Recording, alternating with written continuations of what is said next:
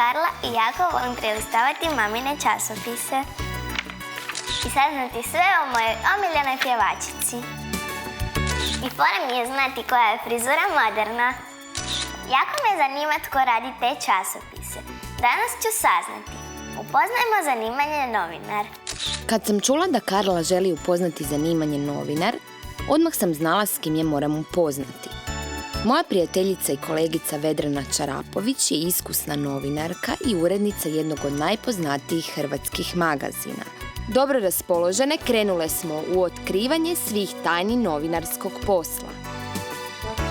Dočekala nas je radna atmosfera u redakciji. Dok su novinari vrijedno radili svoj posao, Karla je imala puno pitanja za novinarku Vedranu. Možete li nam opisati vaš posao?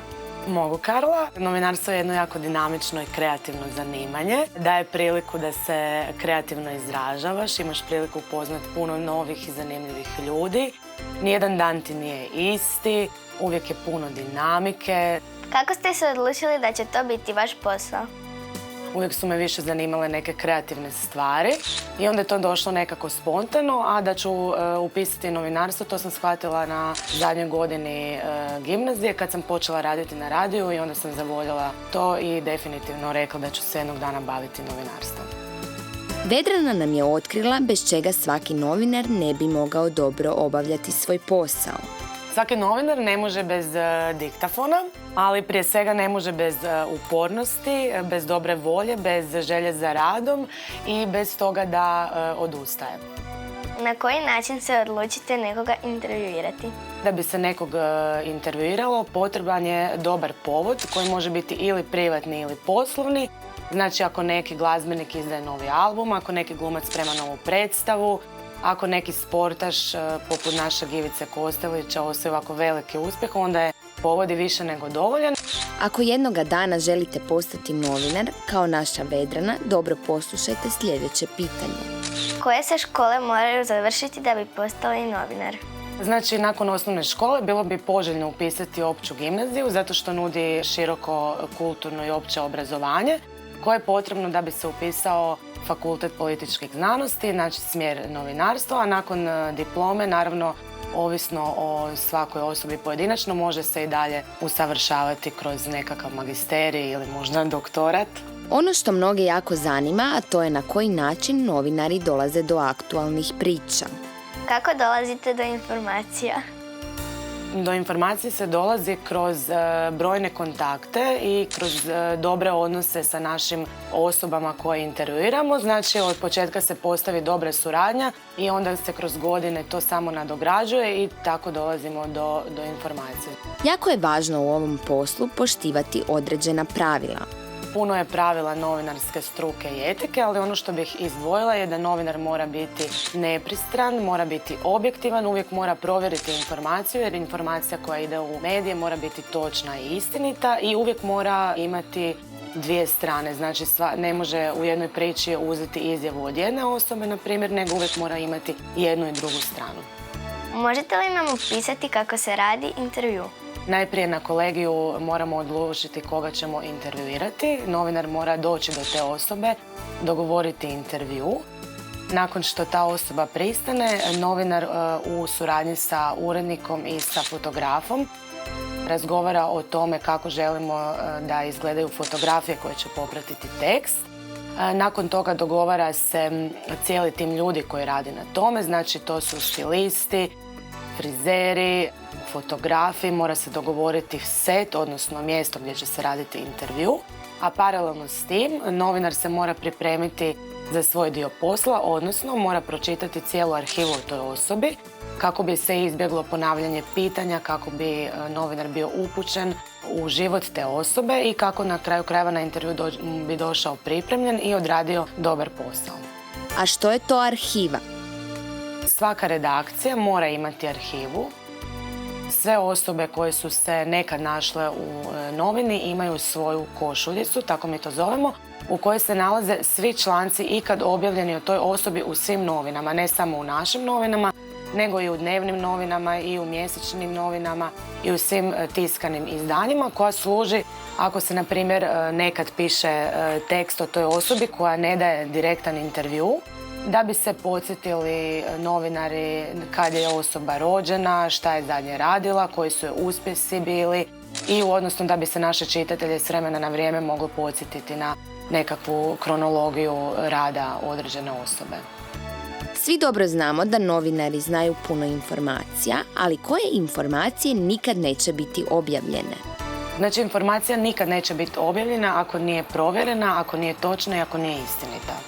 Normalno da nećemo objaviti informaciju ako će na taj način njeno objavljivanje postoji uopće šansa da ugrozi život nečijeg djeteta, nečiji život općenito, ugled, to se onda nikad neće objaviti. Opišite nam jedan svoj radni dan.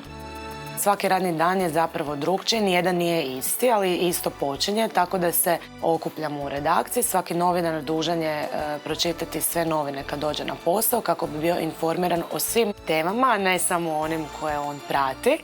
Mora pregledati sve portale. Nakon toga slijedi kolegi sa urednicima, znači novinarski i urednički kolege, gdje se raspravlja o temama koje će se raditi, o temama o kojima možda postoji problem pa se pronalazi zajedničko rješenje. Analizira se prethodni broj, razgovara se o tome šta ćemo imati u idućem broju i nakon toga svaki novinar odlazi na zadatak, netko ostaje u redakciji, netko odlazi na intervju, netko možda na put i tako do navečer. Koje karakteristike mora imati dobar novinar? Dobar novinar mora biti prije svega kreativan, mora biti uporan, mora biti snalažljiv, ne smije se bojati izazova i nikad ne smije odustajati od svog cilja. Da li je teško raditi sa poznatim osobama? Pa nije teško, iz osobnog iskustva bi to rekla, raditi s poznatim osobama jer su oni svi normalni ljudi, samo je njihov posao izložen većem broju ljudi nego neki drugi. Naravno, postoje oni s kojima je teže raditi, s kojima je lakše raditi. Sve ovisi o nečijoj taštini i o tome koliko ko voli biti i želi biti u medijima, ali u principu ako se postave nekakvi temelji tog odnosa odmah u startu i odrede nekakva pravila koje se drže obje strane, onda nikad nema problema. Svaki početak je težak. Kako su izgledali Vedranini počeci novinarske karijere? Možete li se prisjetiti svog prvog intervjua? Kako je izgledao?